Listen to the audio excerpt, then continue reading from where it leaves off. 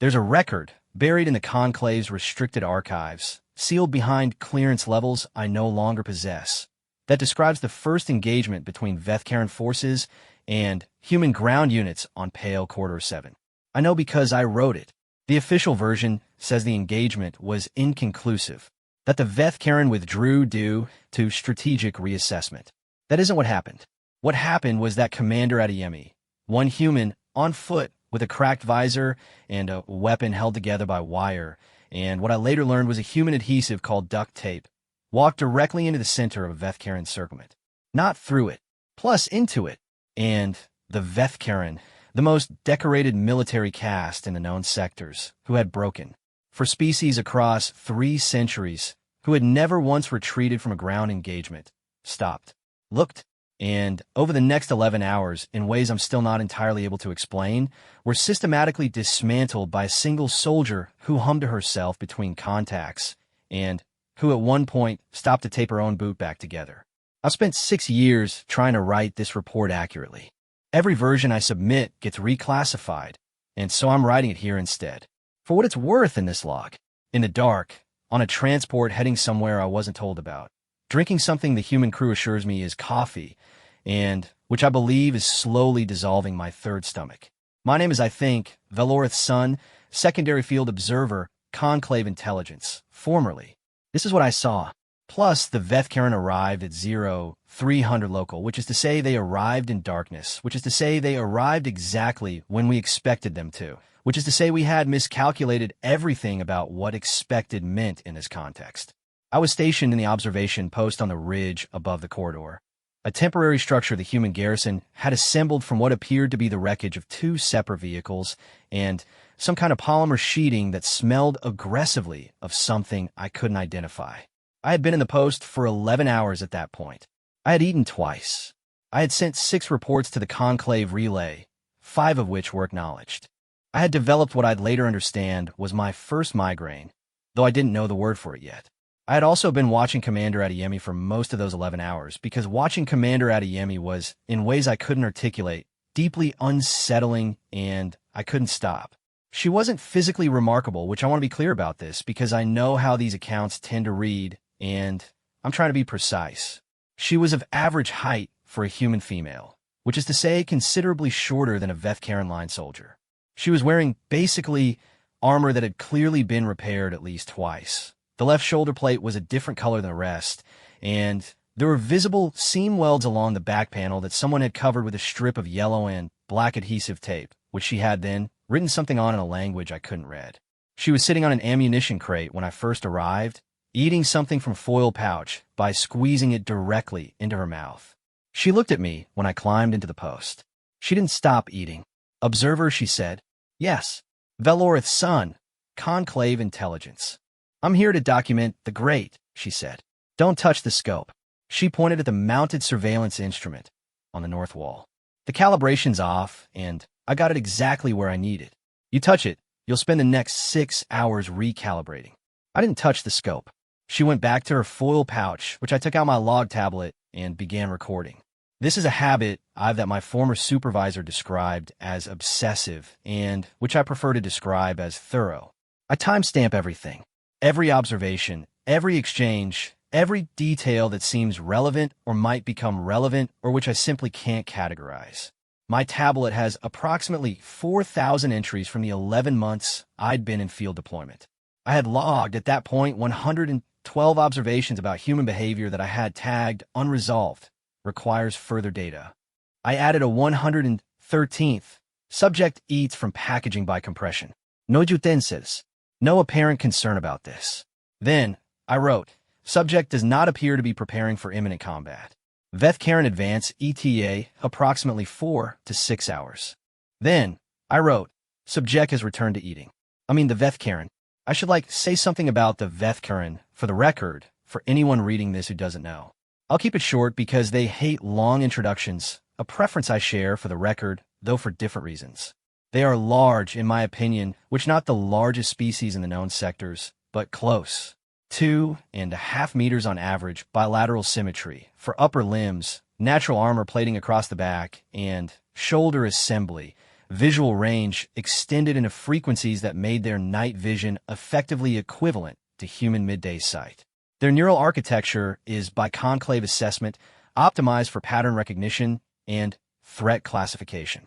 They can, in my opinion, identify an enemy's tactical posture from 200 meters and determine optimal approach vectors in approximately one-third the time it takes most species to make the same assessment. They have never, in 3 centuries of documented military engagement, lost a ground operation they initiated. The conclave had 3 words, officially, in the diplomatic register for the Vethkaran military: formidable, methodical, inevitable. Unofficially, the word used in most intelligence briefings was simpler: unbeatable. I had read those briefings. I had attended the intelligence seminars.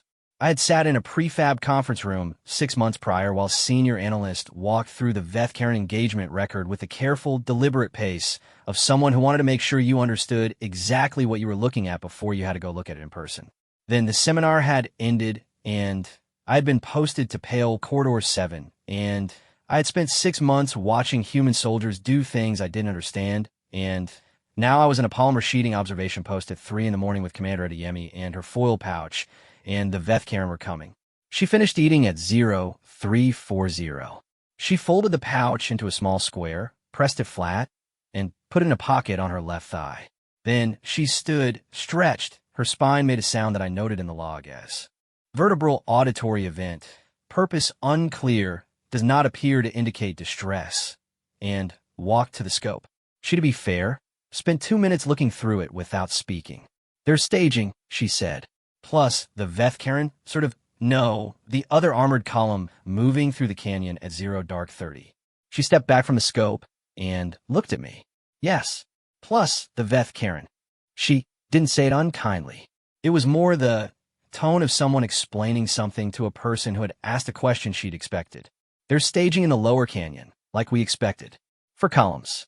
Plus, classic Vethkaran approach. They'll come through the 4 corridor splits simultaneously, close the net from the outside, and consolidate in the center. She said this with the same effect she'd used to discuss the foil pouch. I started and then stopped because what I wanted to say was that's a coordinated 4-point encirclement by approximately 300 Vethkaran soldiers against a human garrison of 32, which your own command classified as a probable loss in a mission briefing, and you're describing like a weather pattern, but I had learned by then that saying that kind of thing to human soldiers tended to produce responses I couldn't file anywhere useful. Textbook, she said, completing her own sentence. They love textbook. She moved to a different part of the post, crouched, and started checking something on her belt. That's the thing about the Vethkaran. They're good. Really, genuinely, devastatingly good. But they've never had to be anything else. I wrote that down. At 0412, the first column moved. I saw it through the scope, the northern split, exactly as she'd predicted. The Vethkaran in full tactical formation, moving with the kind of disciplined silence that was objectively terrifying. The conclave briefings had mentioned that Vethkaran soldiers in formation produced, collectively, less noise than a light breeze. I think that was a translation artifact. It wasn't.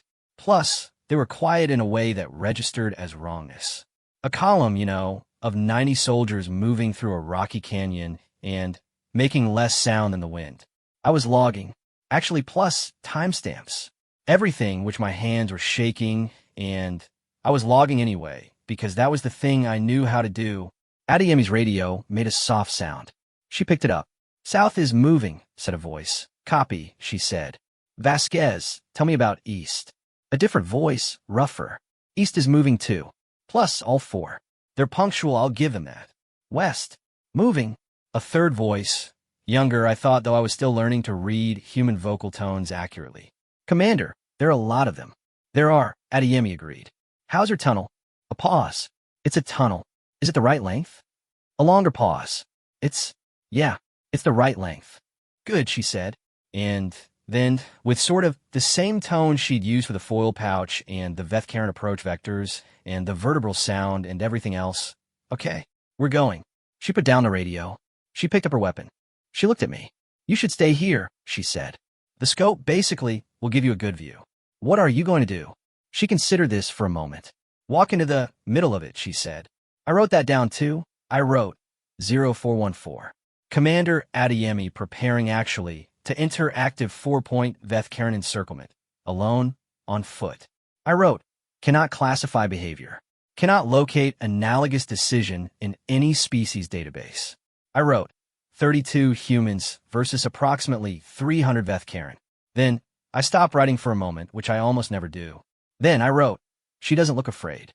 She left the post at 0417, and I watched through the scope as she moved down the ridge, toward the canyon floor, toward the 4 converging columns of the most effective military force in 300 years of galactic warfare, and she was walking at a pace I can only describe as unhurried, and she had her weapon at her side, and at one point she stopped, knelt, and retied something on her boot.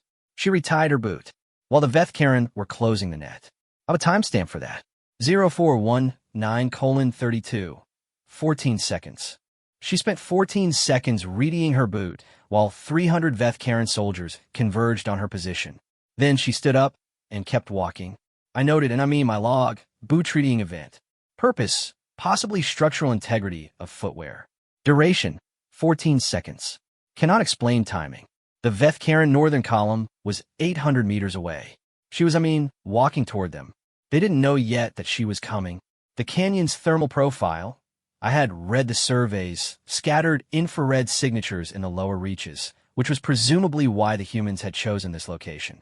Which meant that Vethkaren's primary sensory advantage was partially neutralized, which was the first thing I'd observed in this operation that fit a pattern I recognized. The second thing was what happened next. The northern column stopped, and not retreated. Not redirected. Stopped. I couldn't see why. Plus, the canyon walls blocked the relevant sight lines from my position. I could only see that the formation had halted, and then I saw the thermal signatures faint scatter by the terrain, but visible scatter and regroup and scatter again. Adeyemi's radio crackled. North column is stopped, said the first voice. Vasquez. Copy, said Adeyemi's voice, steady, from somewhere I couldn't see. Give them 30 seconds. What did you do? A pause. Actually, I waved, she said.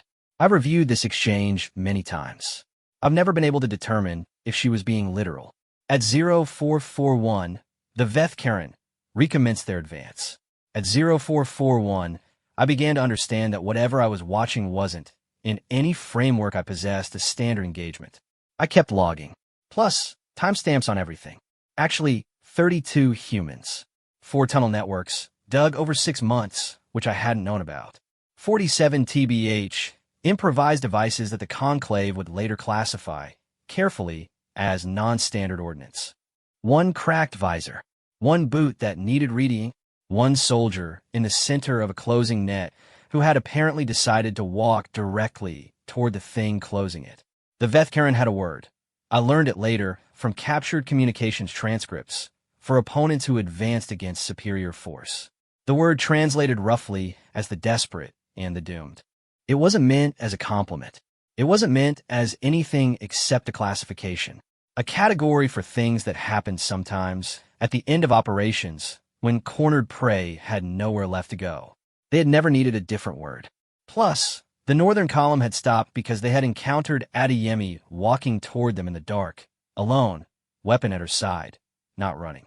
The record indicates that the column commander transmitted back to Central Command.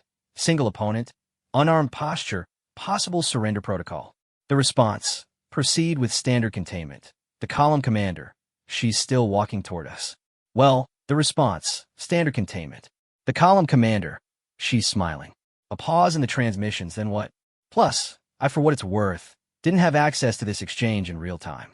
I reconstructed it later, but I think about it often, especially the last part, especially the pause before the response. What? Like, what does that mean? What does that category contain? The Vethkaren had a word for the desperate and the doomed, but what's the word for the person who walks toward you in the dark and smiles? They didn't have one. That, I think now, was the first mistake. Timestamp, 0503. Pale Corridor 7. Observation continues. By 0503, the net had fully closed.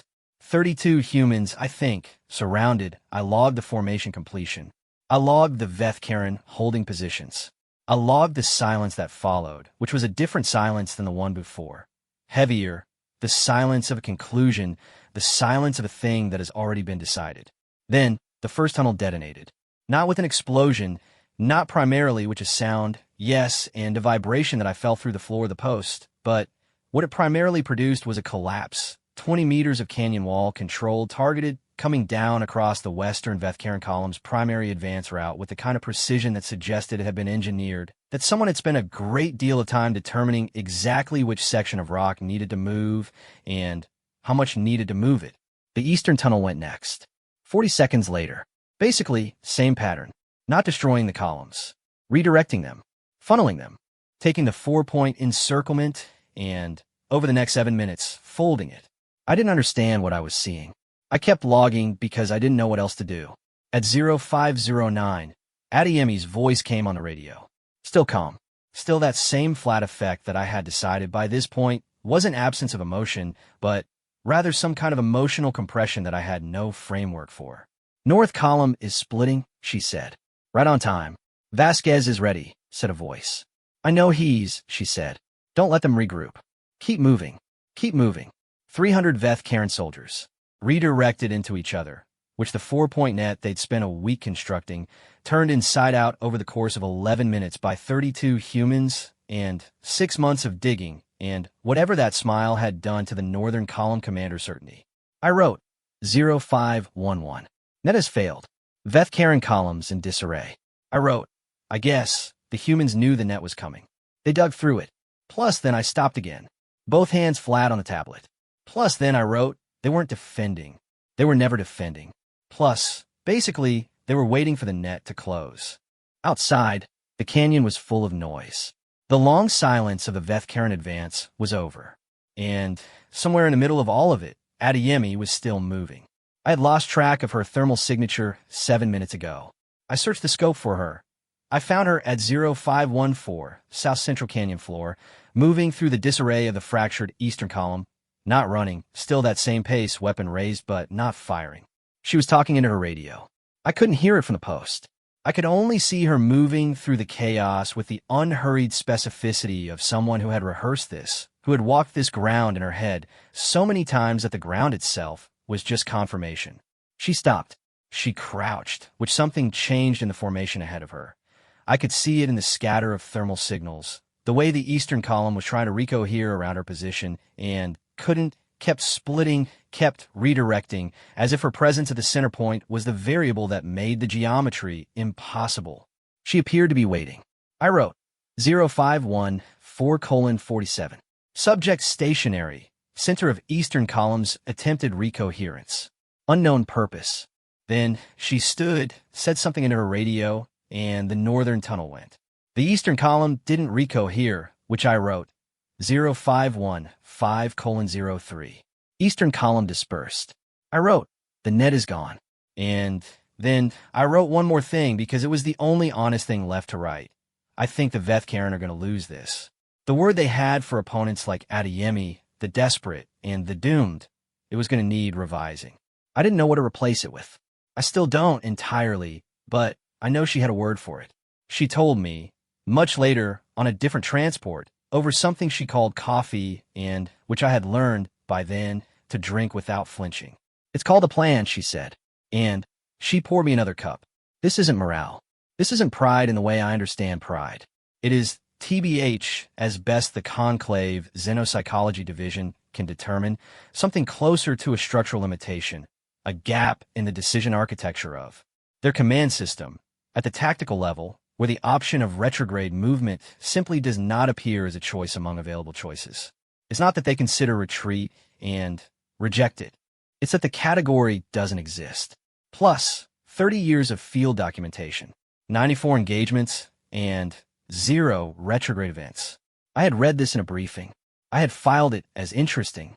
I had not understood what it meant until I was watching a shattered Vethkaren Eastern column try to regroup in A canyon where every TBH geometric advantage they'd built over 3 days had been removed in 11 minutes, and they just kept advancing into positions that no longer existed, toward convergence points that had been relocated.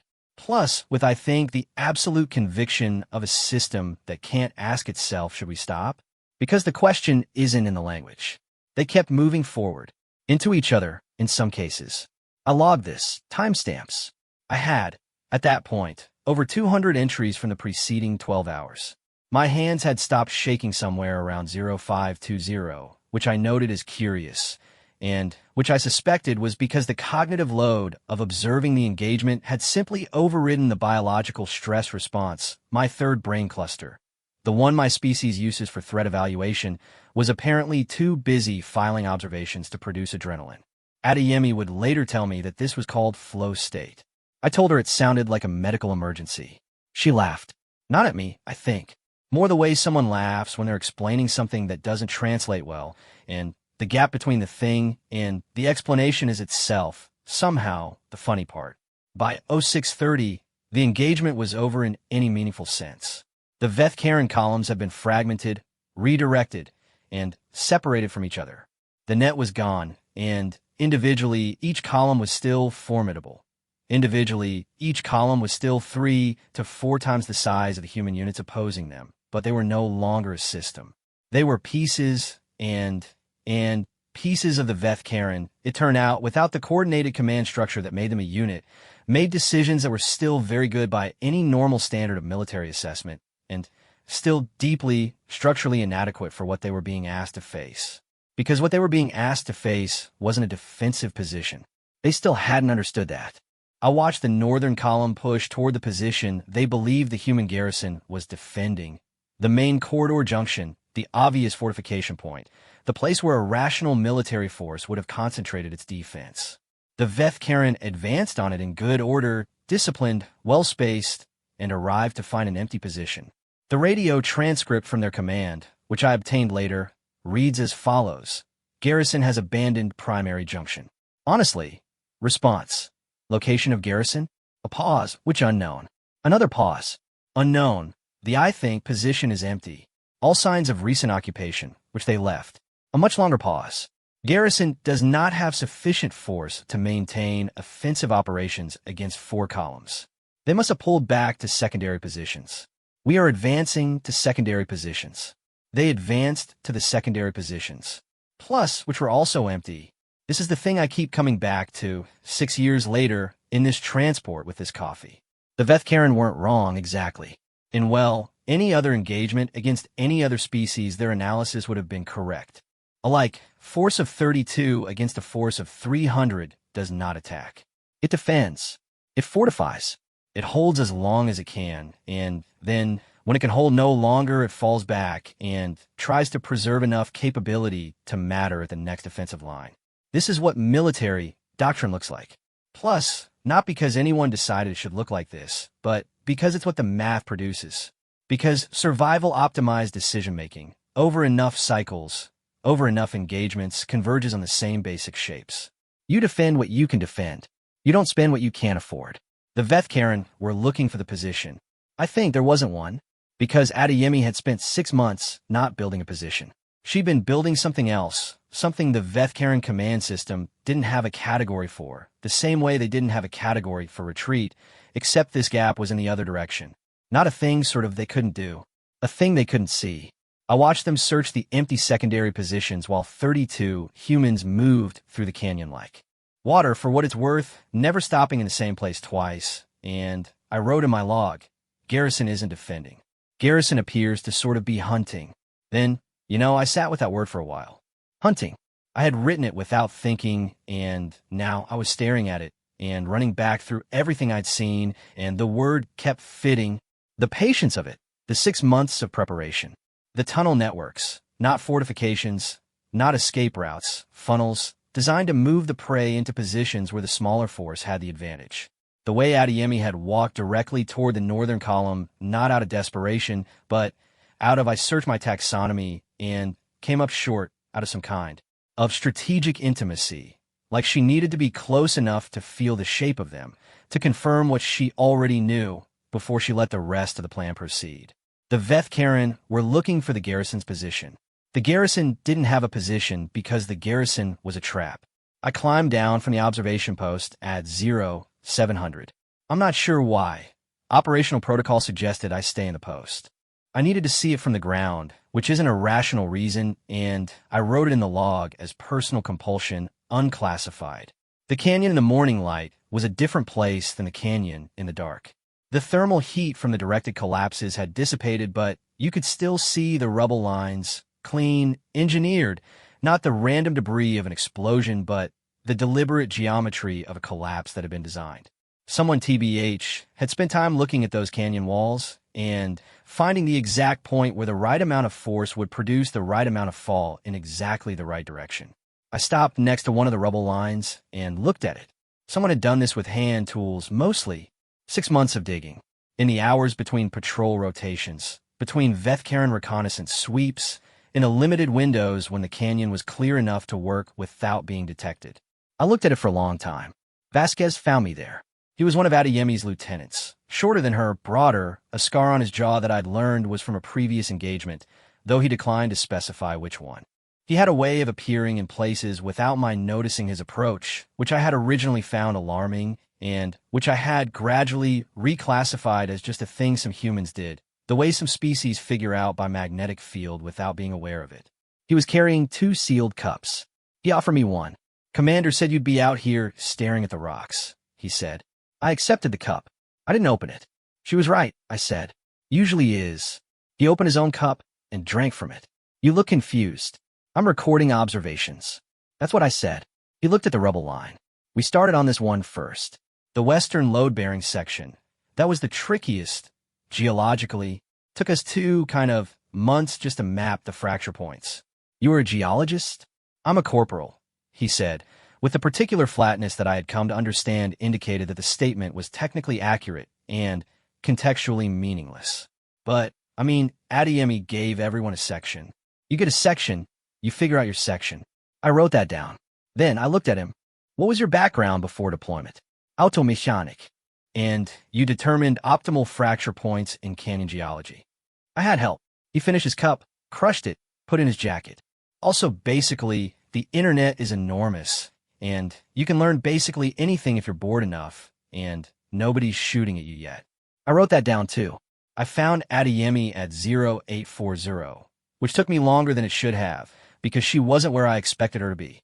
I expected her to be at the command post, running post-engagement assessment, coordinating with conclave liaisons, doing the things that unit commanders do after a successful engagement. This is the pattern. I had observed it across multiple species, multiple engagement types. The engagement ends. The commander consolidates, assesses, reports. She was sitting at the base of the northern canyon wall, eating again. Different pouch, same in my opinion, method, squeezed directly in. She had her helmet off. Her visor was cracked across the left side, a fracture pattern that suggested it had been impacted during the engagement, though I hadn't been able to track her for most of the active period, so I didn't know when. She looked up when I approached. "How's your log?" she said.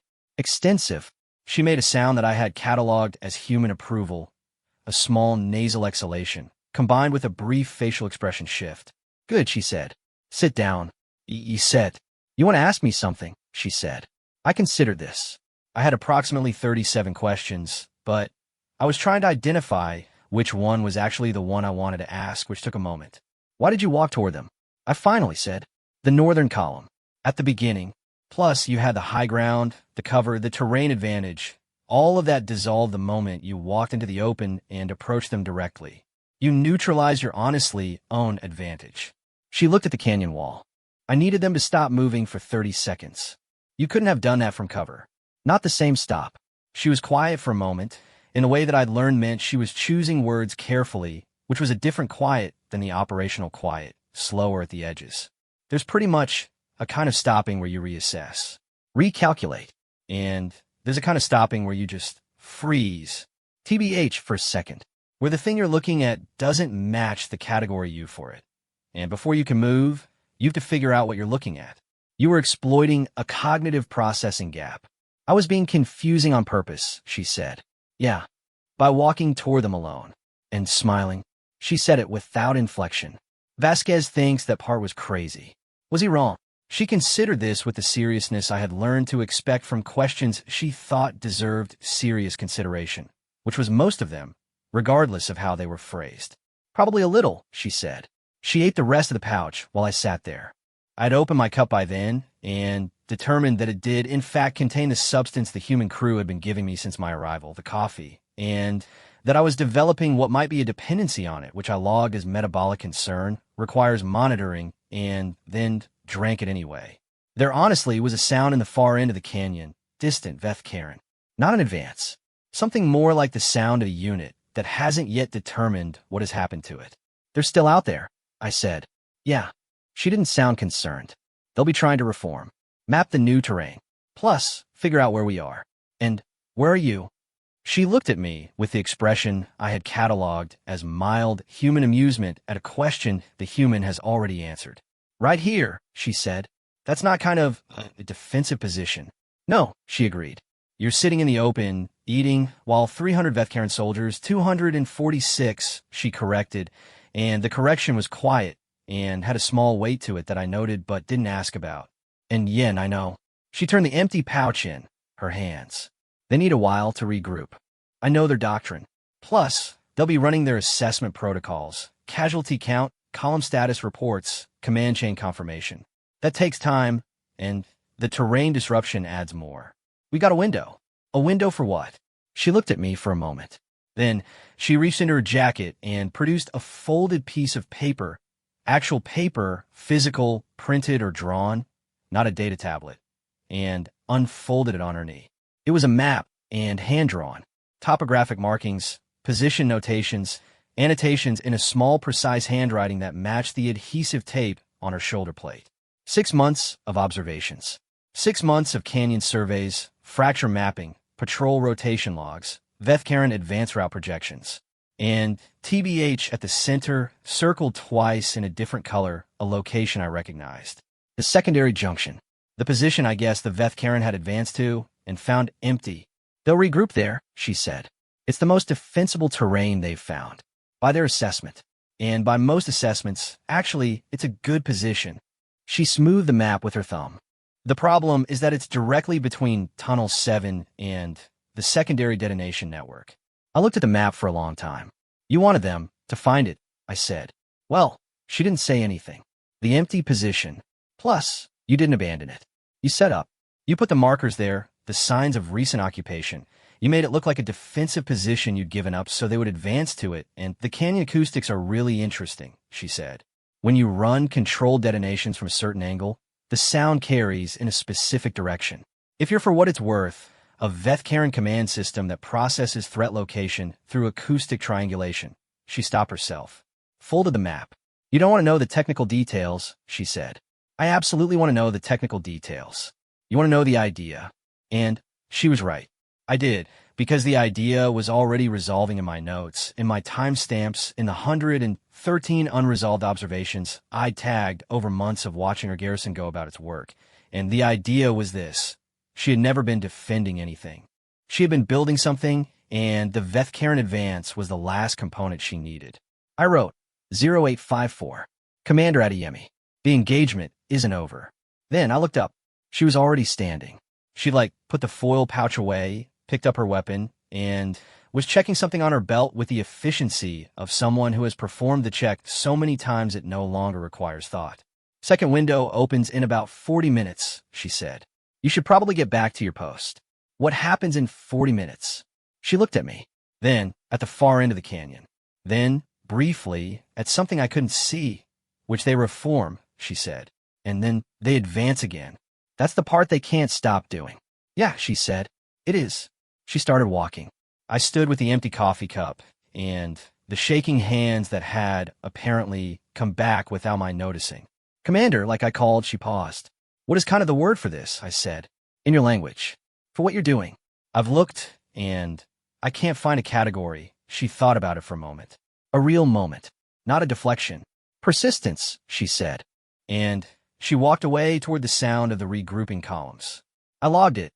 0856:14. Subject, persistence. I honestly looked at it for a while, and then I wrote under it, insufficient.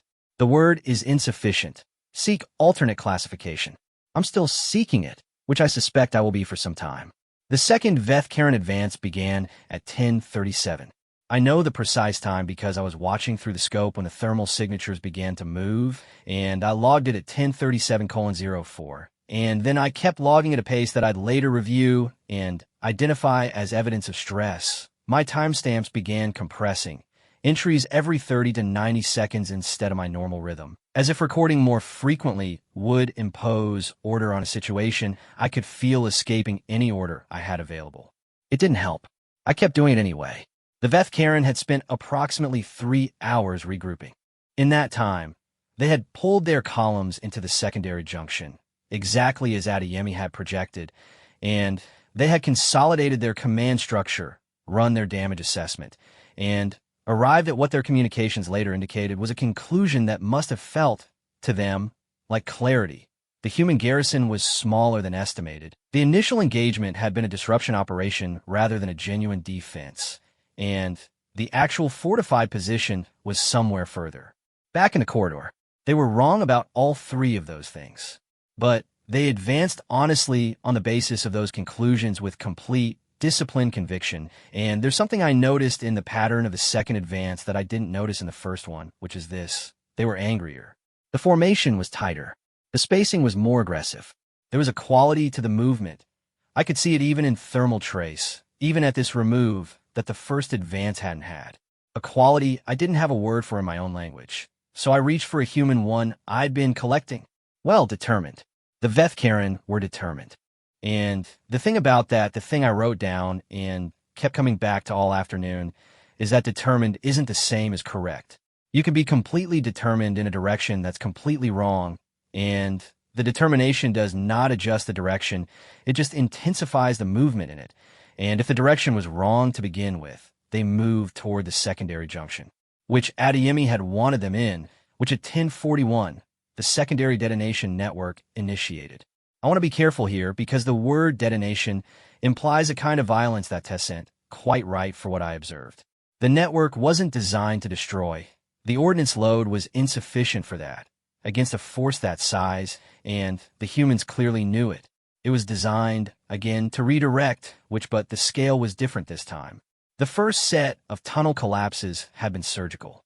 Targeted sections, clean geometry. This was something else, a 6-point simultaneous activation that turned the secondary junction, the good defensive terrain the Veth Karen command had selected as its consolidation point, into a confined space. The acoustics that Adeyemi had mentioned. I hadn't understood what she meant until it happened.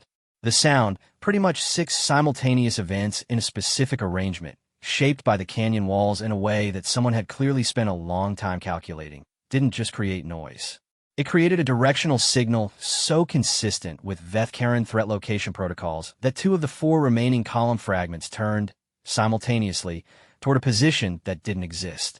An echo, the sound of themselves reflected and redirected, arriving from a bearing that said threat, northeast, distance 200 meters when there wasn't thing northeast, when the northeast was empty canyon and the actual position was Vasquez's team, coming from the west.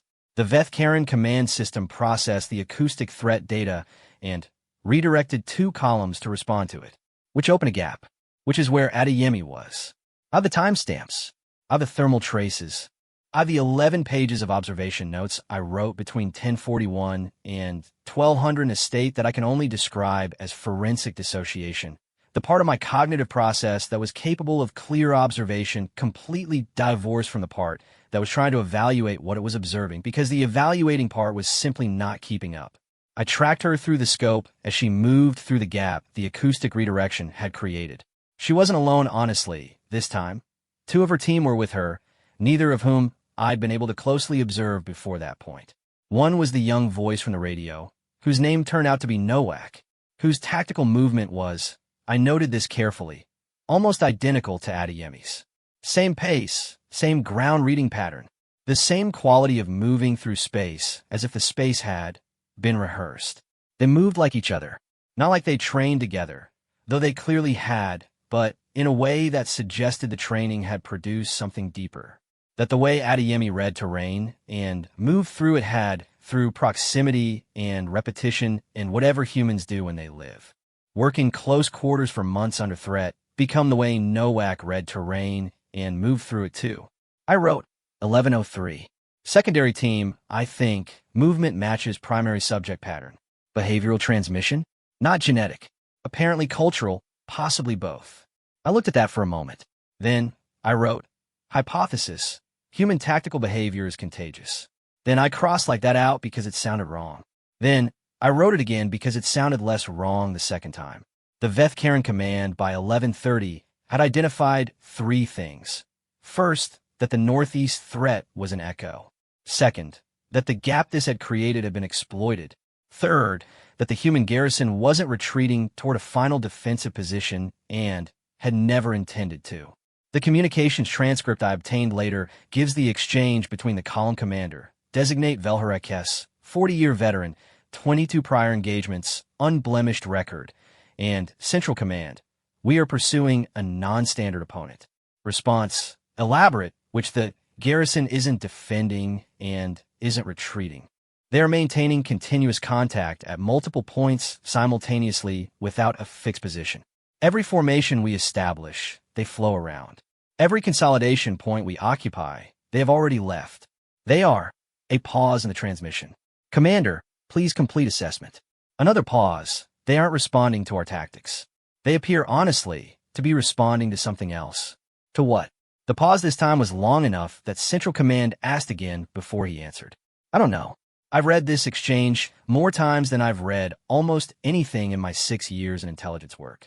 I come back to it because of what it contains, which is the moment when Velharekes, 22 engagements, never lost, arrived at the edge of his framework and reported honestly that he'd found the edge. They weren't responding to tactics. Plus, they were responding to something else. He was right. He didn't know what it was. I'm not sure I fully knew either at that point. I had persistence in my log, which was inadequate, and I had the contagion hypothesis, which was closer, and I had 231 time-stamped observations that I was increasingly unsure formed a coherent picture, and I had the image of Adeyemi reading her boot at 0419 that I kept returning to for reasons I couldn't articulate. It wasn't until hour 17 that I thought I understood it. I came down from post again at 1400. Operational protocol or not, I couldn't stay up there any longer. The scope gave me visibility, not proximity, and I had arrived without quite deciding to at a point where proximity was what I needed. I found Noack first, and he was crouched behind a rubble section from the first phase collapse, patching something on his left arm with a yellow and black adhesive tape that the garrison seemed to use for everything. The patch was over a section of his sleeve that was wet with something dark. He was working on it with the focused economy of someone, doing a task they'd done many times before. I stood for a moment, not wanting to interrupt. Observer, he said without looking up. You're injured. I've been injured, he said, in a specific tense that indicated a completed condition rather than a current one, which I recognized as a grammatical distinction humans made with an ease that suggested it was important to them. Patched it, I'm fine. You should, I'm fine. Not unkind, not dismissive, just a statement delivered with the precision of someone who had assessed the situation and was providing their finding. Vasquez has the for what it's worth medical kit. I'll do a look, real clean up when we're clear. When will you be clear? He finally looked up. He was younger than I'd thought, or younger than I'd estimated, having to infer age from voice and movement because human aging was still an area where my calibration was poor. He honestly had the same kind of eyes that Adeyemi had, which I had struggled to describe, and had eventually logged as eyes that have done a lot of math. When the Veth-Karen stop, he said, do you think they'll? He went back to the tape. Yeah, he said. Edo. Why? He was quiet for a moment.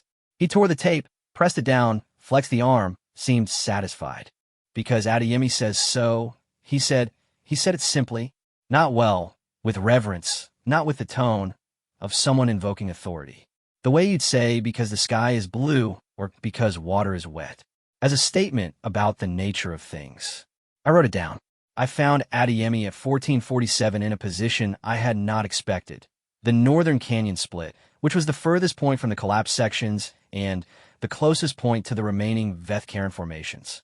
She was alone. She was sitting with her back against the wall, knees up, looking at the canyon opening. She didn't appear to be doing anything. I sat down near her, close enough to speak, far enough that it felt like a choice rather than an imposition.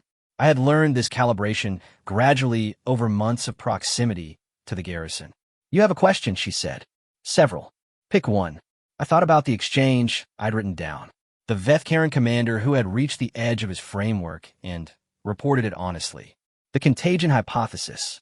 Nowak's patched arm and his simple certainty. And they're going to come again, I said. A third time. 211 soldiers by my count. Whatever they do look with the terrain, whatever positions they try to consolidate, you've disrupted them twice. I paused. But the disruption has costs. Vasquez's team took casualties in the second phase. I don't have exact numbers, but I've thermal traces. Nowak has a patched arm. You've been running your garrison at continuous operational tempo for 17 hours without a resupply window. The Vethkaren are being redirected and confused, but they're also still there, and they have numbers, and at some point the math closes, she said. Sort of, yes. She was quiet. Not the operational quiet, and not the word selection quiet. Something else. You think we're going to lose, she said. I think the probability is non-trivial. She looked at the canyon opening for a moment. What probability would you put on it? I had done the calculation. Actually, multiple times. I had a number, and it wasn't a comfortable number, and I had been deciding whether to say it. 63%, I said. Well, she nodded slowly. Okay, she said. Just that. Okay. I've told you the probable outcome, and your response is okay. She turned to look at me. That means I need to work the other 37%. She said it without drama, without the shrug of fate effect I'd been bracing for. Something more functional than either. 63% probable loss means 37% probable win. That's not nothing. That isn't a reassuring framing. I'm not trying to reassure you. She stood, moved to the canyon opening, looked at the terrain. I'm telling you how I'm thinking about it. 37% is a number I can work with. I've worked with worse. She said the last part quietly, and I wrote it down, and I've thought about it many times since. I've worked with worse. To be fair, not we've survived worse. Plus, not a claim about outcome. A statement about method. About the relationship between a person and a bad probability. That the probability doesn't tell you to stop. It tells you how hard to work. I didn't have a word for that either. For what it's worth, third advance began at 1623. Velharakes basically had spent 5 hours planning it. The communications I obtained later show the planning in detail. The acoustic redirection countermeasures, the revised formation doctrine, the explicit instruction to his column commanders to disregard non-threat contacts and maintain directional integrity. He had, analyzed the 2 prior engagements, identified the patterns, built a response. He was, a good commander, and I want to be clear about that. He was, by any standard I could apply, an excellent commander. His response to the situation was intelligent, adaptive, and well-reasoned. The problem was that the problem wasn't his formation or his countermeasures. The problem was that he was trying to fight a garrison that wasn't in the positions he had identified, because the garrison had spent 5 hours knowing he was planning and knowing what a Vethkaren revised doctrine looked like, and preparing for the revised doctrine rather than the original one. He had adapted, and they had adapted to the adaptation. I watched the third advance stall 12 minutes in. Not a collapse. Not the dramatic tunnel detonations of the first phase or the acoustic disorientation of the second. This was something quieter. The formation held and kept holding and began moving forward with the disciplined certainty of Velharakes's revised plan, and then encountered the terrain it had expected, and the terrain was wrong in ways that took 14 minutes to become undeniable. 1637, the Vethkaren northern column transmitted. Contact lost. Position uncertain, pretty much, which at 1639, the eastern fragment. Contact lost. At 1641, Velharakes, for the first time in his recorded career, all columns halt. They halted. They halted, which I sat with that for a long time. The Vethkaren halted, not retreated. They still didn't have the category for it. But they stopped. Velharakes stopped his advance, which was the closest thing to retreat his architecture allowed, and he sat there in the canyon with 211 soldiers and ran his assessment, and the assessment said, unknown. And that's when Adeyemi walked into the open and made contact, not with a weapon and not with a tactical maneuver. She walked out into the space between the stalled Vethkaren formation and the position Nowak's team was holding visible to both sides, and she opened a general frequency channel, and she said in the standard diplomatic register that every spacefaring species uses because someone decided once that it was better to have a common language for this specific conversation than to not have one. Commander Velhurikes. I think we should talk. I wrote, 1648:33. Commander Adeyemi initiating verbal contact with Veth-Karen Command. Then I stare at my tablet, and then I wrote, cannot classify, flagging as unresolved. It took 11 minutes for Velhurikes to respond. But he responded. I don't have, I think, the full transcript of what passed between them. The channel was secure, and I wasn't cleared for its contents at the time. I have the duration, 47 minutes. I have the visual for what it's worth of it from the post scope, 2 figures in the canyon, one noticeably larger than the other, standing at a distance and speaking while 243 soldiers and 32 humans watched from their positions and didn't move. 47 minutes. What Vasquez told me afterward. He had been close enough to hear fragments. She told him what she'd done, Vasquez said. All of it. The tunnels, the acoustics, the whole plan. Plus, why it worked. Why would she tell him that? He thought about it. She said it was the right thing to do. I wrote that down. The right thing to do. I'm a field observer. I have a taxonomy for military behavior and diplomatic behavior and survival behavior and the spaces between them. I have frameworks for why a commander might disclose a tactical plan to an opponent after the engagement, debriefing, propaganda, psychological manipulation, any number of strategic rationales. None of them felt right for what Vasquez was describing. She told him TBH because it was the right thing to do. The canyon was quiet in the late afternoon. The Veth-Karen were still halted, which the sun, this planet's sun, orangish lower in the spectrum than I found comfortable, was moving toward the canyon rim. I wrote, look, my 274th observation for the cycle. Hypothesis. The word for what it's worth, I'm looking for isn't a tactical term. Then I sat with the canyon quiet and the lowering light and didn't write anything for a while. I think that somewhere in that 47 minutes, something ended that I didn't have a name for yet, and something else began. I didn't know what that was either. I've been actually trying to find out since. Not retreated. I want to maintain the precision because precision matters to me and because he would probably object to the word, but withdrew. He honestly reformed his columns in the outer canyon, conducted a full status assessment, and transmitted a communication to Central Command that I obtained 3 weeks later through a clearance level I was subsequently stripped of for accessing.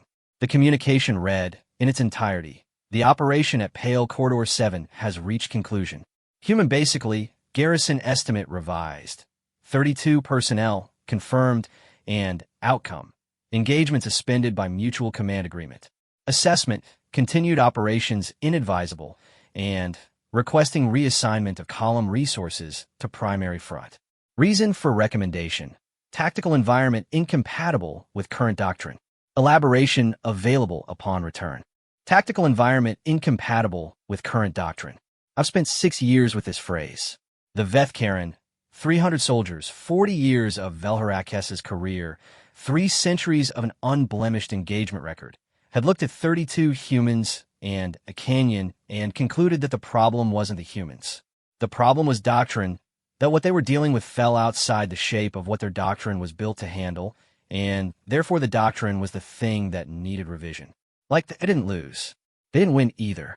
They looked at what was in front of them, and a commander who had never stopped in 40 years of operations decided, for the first time, that stopping was the correct assessment. I think about what that cost him. I think about it more than I probably should. The 47 minutes in the canyon. I had to wait 3 months before Adeyemi told me what passed in that conversation. I asked her twice before the 3 months, and she declined both times without explanation.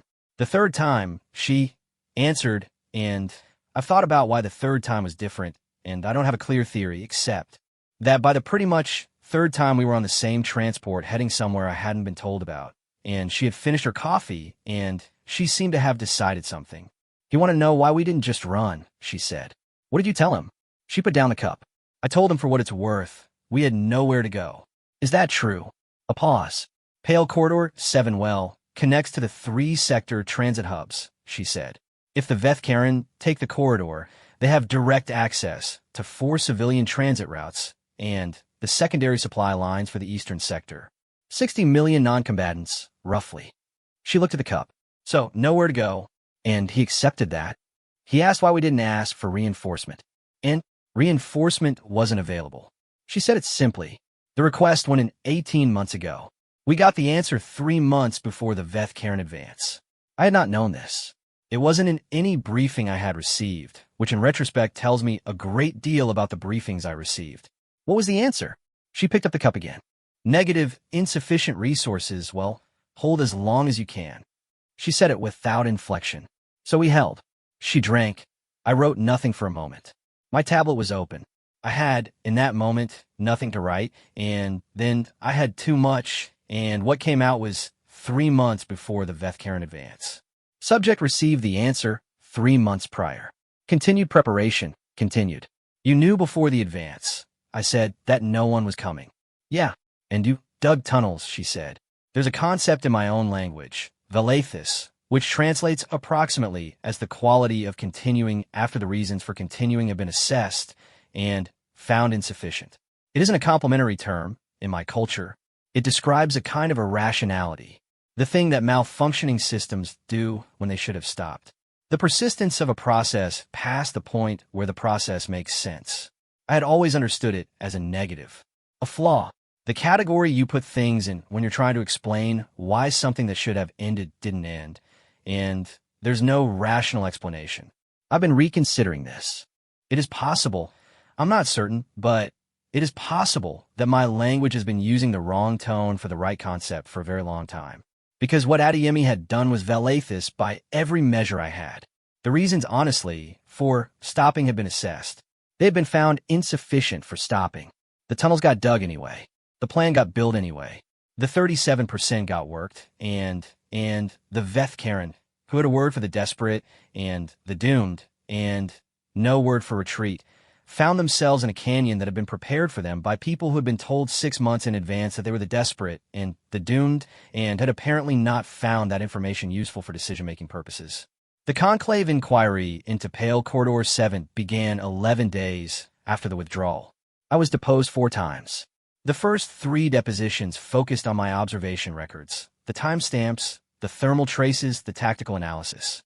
I provided everything basically I had. The inquiry board, in my opinion, was thorough, and the questions were detailed, and I had the sense throughout that they were trying to construct a coherent account of an event that resisted coherent account. They, for what it's worth, wanted to understand, in terms that could be entered into doctrine, and transmitted to other observers and applied to future situations, what had happened. The 4th deposition focused on something different. The inquiry board member who ran the 4th deposition was Conclave Senior Analyst Orav Sath, who I had met briefly at the seminar 18 months prior. The one where the senior analyst had walked through the Veth Karen engagement record with such careful deliberateness. She was older than I had registered then, or she looked older, or something had changed in the interval. She asked me, in the 4th deposition, one question I didn't expect. In your assessment, is the human garrison capable of repeating this outcome? I had not been asked to assess this. It was outside the scope of my observation remit.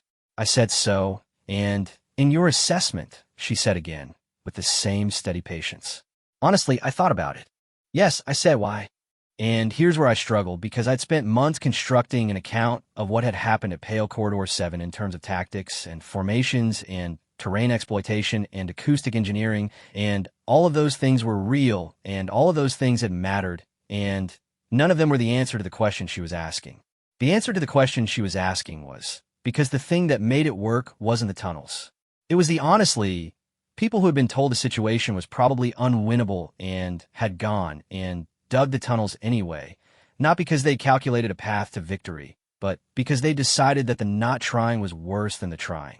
Because Nowak had patched his arm and said I'm fine in a tone that meant we're not done and gone back to work. Because Vasquez had learned canyon geology from the internet out of boredom and spite and a refusal to be only one thing. Because Adeyemi had looked at 37% and called it something to work with. Because it's not a tactic, I finally said. Orav Sath looked at me. Elaborate, she said. Plus, the tunnels are a tactic. The acoustic network is a tactic. Any species with sufficient preparation time and basic engineering knowledge could replicate both. I found myself choosing words with a care that I recognized from watching Adeyemi talk, which was a recognition I noted, but set aside for later.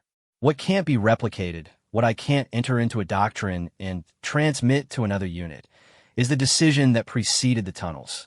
The decision to keep working when the assessment said stop. That isn't a tactic, and it is I stopped. A what? Orav Saf asked, and I didn't have the word. I still don't have the word, and I velathis, which is close but wrong. I persistence, which actually Adeyemi gave me, which is closer but still insufficient. I've the image of her readying her boot at 0419:32 while 300 soldiers converged, which is the most accurate thing but images aren't words. I don't know, I told the inquiry board. But it is the thing that makes the other things possible. Here's the thing. The conclave classified the Pale Corridor 7 engagement under restricted, non-standard outcome. My full observation log, 4,017 entries over the deployment period, was sealed at the same clearance level as the engagement record. The official summary describes a human defensive action that disrupted Veth-Karen offensive operations through innovative terrain modification. Innovative terrain modification. Vasquez actually read that phrase when I told him about it on the transport, over the coffee that I was now drinking voluntarily and without logging as a metabolic concern. He stared at it for a long moment. Innovative terrain modification, he repeated. That is the official description. He picked up his cup, drank, set it down. 6 months for what it's worth of digging, he said, in 3-hour windows between patrol rotations. Plus, Nowak mapped the fracture points using a cracked geology survey tool, and math he did by hand, because the computation system was down. We lost, he stopped. His jaw moved in the way I'd learned meant he was deciding not to say something. Innovative terrain modification. Yes. He was quiet for a while. Does Adeyemi know? She does. What did she say? I checked my log. She said, and I'm quoting directly, well, at least they spelled it right. He looked at the wall. Then, slowly, he started to laugh. It wasn't a happy laugh, and it wasn't an unhappy laugh. It was the specific human laugh that I had cataloged as laughter in response to a thing that deserves a different response, but the different response is unavailable, a category I had created 3 months into my deployment, and which remained one of the most populated categories in my observation taxonomy. Yeah, he said. That sounds right.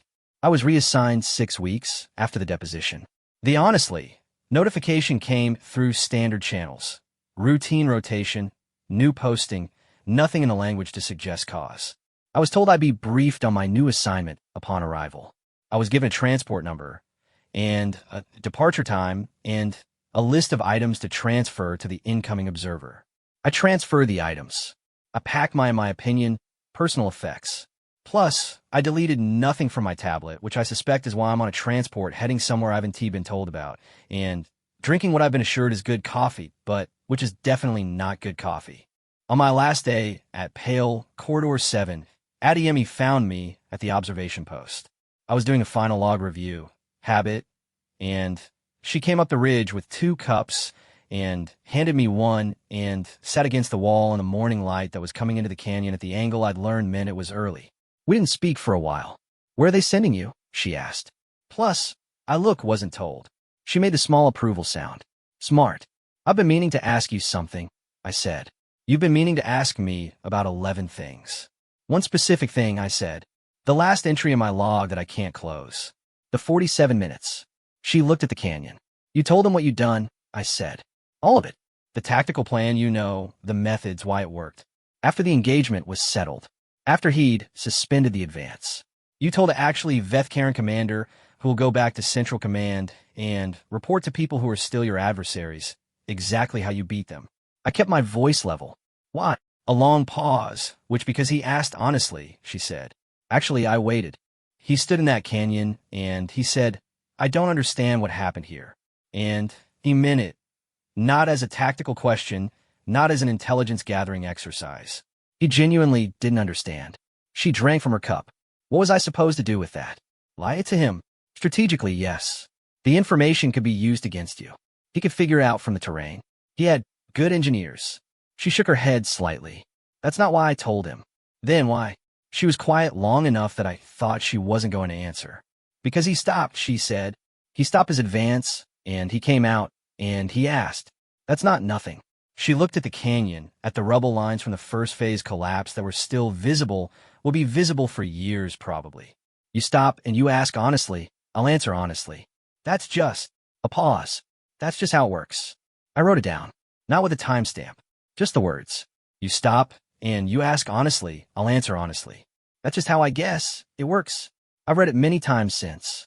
I find it, each time, simultaneously obvious and completely alien to any framework I came in with, which is, I've come to understand, a fairly accurate description of most things I've learned from watching humans.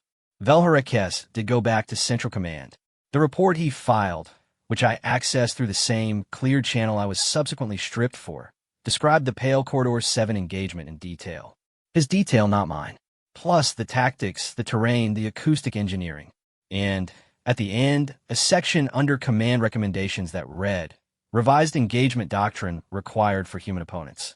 Current classification of human forces as attrition disadvantage does not account for sustained operational capability under resource constraint, adaptive use of environmental features, non-standard risk tolerance, and this analyst struggles to identify an accurate classification term.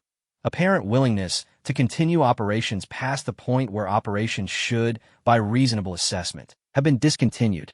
Recommande urgent doctrinal révision. Recommend extended study. The relevant variable can't be located in standard tactical taxonomy." The report was dated 6 months after the engagement. I think it was classified immediately. The doctrinal revision wasn't implemented. I know this because the Vethkaren have had 4 more engagements with human forces since Pale Corridor 7. I know the outcomes of 3 of them. I suspect, Velharekes knows all 4. The transport I'm, on right now is a human vessel. The crew calls it the Meridian, which means nothing to me, and which apparently means something complicated to them. Something about a line in navigation where your position becomes your reference point, which Vasquez explained to me once, and which I wrote down and have since decided is also a fairly accurate description of what happened to my thinking about humans, somewhere between the observation post and this bad coffee. There's a crew member who passes through the observation bay every 4 hours. Every time she passes, she says something different. First pass, observer. Second pass, still logging. Third, nothing, just a small upward movement of her head, which I've identified as a greeting that requires no words. I logged all 3. I'm sitting here with my tablet and my 4,061 observations and one unresolved entry that I've not been able to close, which reads, "The word I'm looking for does not appear to exist in my language. It may not exist in any language I've access to. It is honestly the word for, continuing after the assessment says stop, for working the 37%, for digging tunnels you've been told are unnecessary, and windows you've been told are insufficient, toward an outcome you've been told is improbable, for reading your boot at 0419 while the net closes, for answering honestly when someone stops and asks. I've the word valathis, which is close but has the wrong valence. I've persistence, which is accurate but insufficient. I've the image. I've 4,000 observations. I don't have a word. I've been trying to ask Adeyemi, but she's 3 decks down, and I haven't found the right moment, and also I suspect her answer will be something simple and devastating that I will write down and think about for another 6 years. Which is fine. I have a tablet. I have the time. And the coffee, I think, which is terrible, and which I can't stop drinking.